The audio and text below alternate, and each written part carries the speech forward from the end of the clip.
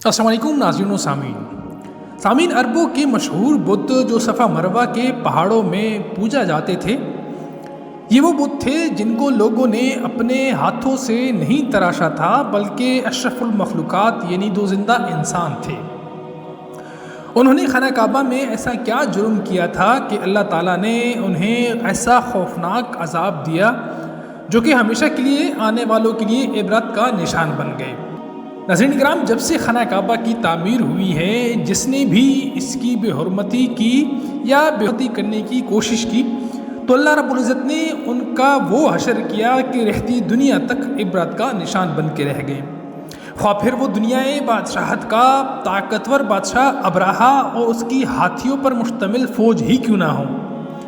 اس کے علاوہ وہ تاریخ میں کئی ایسے واقعات ملتے ہیں جنہوں نے کعبہ شریف کی بے حرمتی کی اور انہیں اللہ نے دردناک عذاب دے کر ان کو نیست و نابود کیا۔ اس کی ایک مثال عیساف اور نائلہ ہے۔ ناظرین کرام، عیساف بن یالا اور نائلہ بنت زید دراصل ایک قبیلہ جرہم کے مرد و زن تھے۔ نائلہ ایک خوبرو اور حسین دوشیزہ تھی جو اپنے قبیلہ کے یمن کے کسی علاقے میں رہتی تھی، اور یہ خوبرو حسینہ قبیلہ جرہم میں اپنے حسن کی نمائش کیا کرتی تھی۔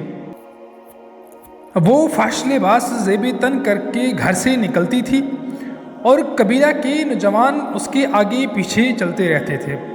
ہر کوئی ان سے تعلقات کی خواہش رکھتا تھا۔ انہی لوگوں میں قبیلہ کے سردار کا بیٹا بھی شامل تھا جس کا نام اصاف بن یالا تھا۔ اصاف اور نیلہ ایک دوسرے پر دل ہار بیٹھے اور یہ محبت بہت جلد ہی خباثت میں بدل گئی۔ انہوں نے آپس میں ناجائز تعلقات قائم کر لیے اور جب کبھی موقع ملتا تو دونوں اپنی ہوس پوری کرنے لگ جاتے۔ اس طرح یہ سلسلہ یوں ہی جاری رہا۔ جب ان کے گھروں کو اس کا علم ہوا تو وہ ان کے خلاف ہو گئے، جس وجہ سے ان کے ملنے جلنے پر پابندی لگا دی گئی۔ ایک دفعہ کا واقعہ ہے کہ جب ایک دفعہ قبیلہ بن جرہم کا ایک قافلہ حج کی نیت سے مکہ مکرمہ کے لیے روانہ ہوا، تو یہ دونوں یعنی اصاف اور نیلہ بھی اس قافلے کے ساتھ حج کی غرض سے روانہ ہو گئے۔ قافلہ جب مکہ مکرمہ پہنچا تو حج کے ایام تھے، اور یہ انہی دنوں کا واقعہ ہے جب کعبہ میں ایک دن لوگوں کی تعداد نہ ہونے کے برابر تھی۔ آس پاس کوئی بھی موجود نہ تھا، لہٰذا انسان کا ابدی دشمن یعنی شیطان نے ان کے دلوں میں وسوسے ڈالنا شروع کر دیے، اور وہ دونوں خانہ کعبہ میں داخل ہو گئے اور وہ اس تنہائی میں گناہ کبیرہ زنا کرنے لگے۔ ان کی اس خباثت اور کعبہ شریف کی بے حرمتی پر زمین و آسمان کانپ اٹھا، سمندر کی موجیں جوش مارنے لگی اور اللہ کی طرف سے عذاب نازل کر دیا گیا۔ ہوا کچھ یوں کہ جب وہ خانہ کعبہ کے اندر بدفعلی کر رہے تھے تو اللہ نے اس وقت ان کی روحیں قبض کر لی، ان کے یہ انسانی جسم پتھر کے بننے لگ گئے۔ یہ لمحہ انتہائی خوفناک دردناک تھا۔ دو جیتے جاگتے انسان اب عذاب الہی سے پتھر کے بن چکے تھے۔ کچھ دن بعد جب جرہم کے لوگ کعبہ کے قریب آئے اور بیت اللہ کے دروازے کو کھولا تو یہ دونوں بدبخت برہنہ حالت میں پتھر بن کے کھڑے تھے۔ وہ لوگ سمجھ گئے کہ یہ لوگ اللہ کے گھر میں کس جرم کا ارتکاب کر رہے تھے۔ لوگوں نے دونوں کو اس پتھر بنے جسموں کو اٹھایا اور باہر لا کر زمین میں گاڑ دیا کہ لوگوں کے لیے عبرت کا نشان بن جائے۔ کچھ دن گزرنے کے بعد مکہ کے لوگوں نے انہی بتوں کو صفا مروہ کے مقام پہ رکھ دیا۔ لوگوں نے اصاف کے بت کو کوہ صفا کے مقام پہ رکھا اور نیلہ کے بت کو اٹھا کر مروہ کے مقام پہ رکھ دیا۔ صفا مروہ در حقیقت دو وہ پہاڑ ہیں جو مکہ کے قریب ہی واقع ہیں۔ انہی دو پہاڑوں پر چڑھ کر بی بی ہاجرہ علیہ السلام نے اس وقت پانی کی تلاش کی تھی جب حضرت اسماعیل علیہ السلام ایک شیرخوار بچے تھے اور پیاس کی شدت سے بے قرار ہو گئے تھے۔ اس لیے یہ دونوں پہاڑ زمانہ قدیم سے بہت ہی مقدس تصور کی جاتے ہیں، اور حجاز کرام بڑی عقیدت سے ان پر چڑھ کر طواف کیا کرتے تھے۔ جب اصاف اور نیلہ کی بت کو صفا مروہ کے پہاڑوں پر رکھا گیا تو ان کی یہ سزا تجویز کی گئی کہ جو شخص بھی صفا مروہ پر جائے گا وہ ان دونوں بتوں کو ایک ایک جوتا مارے گا۔ 1 سے 2 نسلوں تک تو یہ عمل جاری رہا۔ پھر لوگوں نے انہیں جوتے مارنے کی بجائے تھپڑ مارنا شروع کر دیے، اور کچھ نسلوں دور لوگوں نے ان بتوں کو صرف ہاتھ لگانا شروع کر دیا۔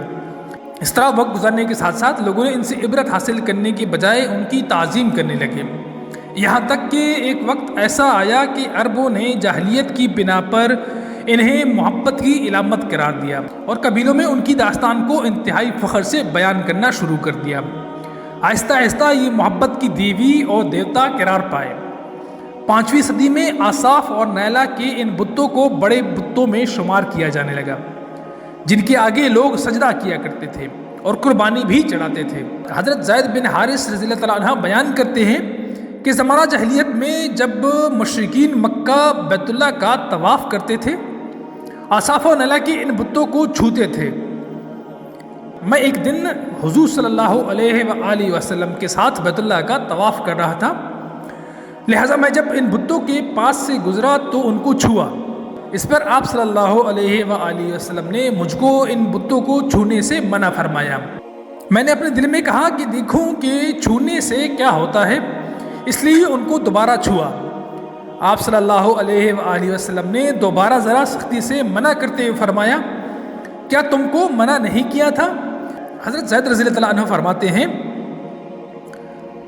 کہ اللہ کی قسم اس کے بعد میں نے کبھی کسی بت کو ہاتھ نہیں لگایا، اور میں اللہ رب العزت کی قسم کھا کر کہتا ہوں کہ آپ صلی اللہ علیہ وآلہ وسلم نے بھی کبھی کسی بت کو نہیں چھوا، یہاں تک کہ اللہ تعالیٰ نے آپ صلی اللہ علیہ وآلہ وسلم کو نبوت عطا فرمائی اور آپ صلی اللہ علیہ وآلہ وسلم پر وحی نازل ہونے لگی۔ ایک دن رشد و ہدایت کا ایک ایسا سورج طلوع ہوا جس سے پورا خطہ جگمگا اٹھا۔ حضور صلی اللہ علیہ وآلہ وسلم نبوت کے عہد پر فائز ہوئے۔ آپ نے دعوت و تبلیغ کا کام شروع کیا۔ ناظرین کرام، 10 ہجری میں جب اللہ تعالیٰ نے عرب میں اسلام کو غالب فرمایا اور محمد صلی اللہ علیہ وآلہ وسلم نے مکہ فتح کر لیا، تو آپ صلی اللہ علیہ وآلہ وسلم نے فتح مکہ کے بعد حرم شریف میں داخل ہوئے۔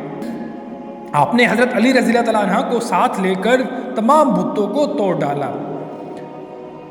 آپ بتوں کو توڑتے جاتے اور فرماتے کہ حق آ گیا اور باطل مٹ گیا، یہاں تک کہ کعبہ کو تمام بتوں سے پاک کر دیا گیا۔ آپ صلی اللہ علیہ وآلہ وسلم صفا اور مروہ پر تشریف لے گئے اور اصاف اور نیلا کی ان بتوں کو مبارک ہاتھوں سے توڑ ڈالا۔ ناظرین اکرام، لوگوں نے اصاف اور نیلا کے بتوں کو صفا مروہ پر رکھا تھا، لیکن شیطان نے ان لوگوں کو ایسا گمراہ کیا کہ لوگ ان کی پوجا کرنے لگے۔ نہ صرف یہ بلکہ وہ گناہ کبیرہ جو ان لوگوں نے کعبہ میں کیا تھا، ان کی داستان بڑے فخر سے بیان کرنے لگے، بجائے اس کے کہ اس گناہ کبیرہ پر ان کی لعن طعن کرتے۔ لوگوں نے ان کی کہانی کو داستان عشق بنا دیا اور اصاف اور نیلا کو ایک رول ماڈل کے طور پر پیش کرنے لگے۔ بالکل اس طرح اس فتنے بھرے دور میں بالکل اسی طرح کے حالات نظر آتے ہیں، جہاں کوئی شخص اگر کوئی سنگین جرم کا ارتکاب کرے تو اسے ہیرو کی طرح بطور نمونہ پیش کرتے ہیں۔ فریڈم اور آزاد خیالی کی آڑ میں ہم پر ہر طرح کی برائی اور خباثت کو خوبصورت انداز میں پیش کیا جاتا ہے اور اس کی بھرپور تائید کی جاتی ہے۔ آخر میں دعا ہے کہ اللہ ہمیں ہر طرح کے فتنہ و فساد اور برائی سے ہمیشہ کے لیے محفوظ رکھے۔